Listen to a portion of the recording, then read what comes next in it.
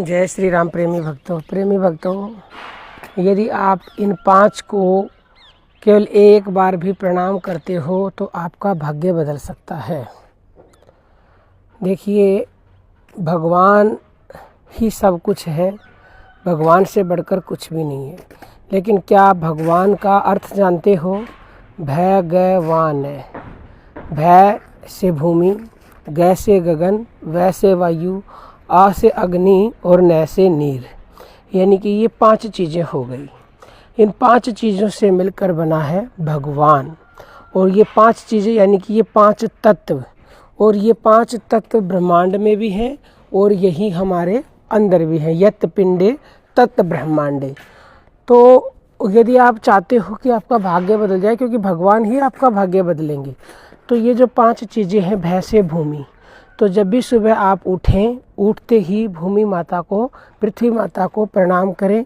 अपने अंगूठे से भूमि माता को छुएं और फिर अपने आज्ञा चक्र से लगाकर उन्हें हृदय से प्रणाम करें, उन्हें भगवान समझें। और उसके बाद आप या तो सुबह ही कर लें या फिर जब भी आपका समय, वैसे तो सुबह जब भी सूर्य भगवान निकले, यानी कि जो अग्नि तत्व है, जो सूर्य का रूप है, सूर्य भगवान को प्रणाम करें। मन से उन्हें भगवान समझ करके प्रणाम करें। और गगन, आसमान, इसको आप शाम को कर सकते हो या सुबह भी कर सकते हो। और इसको भी आप भगवान समझ करके प्रणाम करें, आसमान को, आकाश को। और न से नीर, जल देवता को भी जल जब भी आप पहली बार उठते ही छुएं तो जल को भी भगवान समझ करके प्रणाम करें।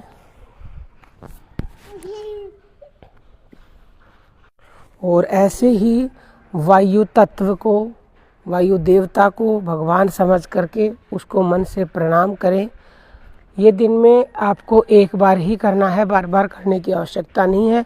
लेकिन पूरे हृदय से, भाव से और भगवान समझ करके, क्योंकि इन 5 तत्वों से मिलकर ही भगवान बना है और ये 5 तत्व ही सब कुछ है। इनके बिना किसी का कोई भी वजूद नहीं है। तो यदि आप ये कार्य प्रतिदिन करोगे तो आपकी आवाज़ बहुत शीघ्र भगवान तक पहुंचेगी। और ऐसा करते करते आपको हर जीव में, हर प्राणी में भगवान नज़र आने लगेंगे, क्योंकि वो हर जगह व्यापक है पर नज़र आता नहीं। और योग साधन के बिना कोई उसे पाता नहीं। तो आप एक तरह से ये योग ही कर रहे हो। आपके अंदर ये भाव आ रहा है कि ये 5 तत्व जो हैं ये भगवान का रूप है और इनमें भगवान ही हैं। तो धीरे धीरे फिर जब स्थिति बनने लगेगी तो सृष्टि के कण कण में वो आपको नज़र आएंगे।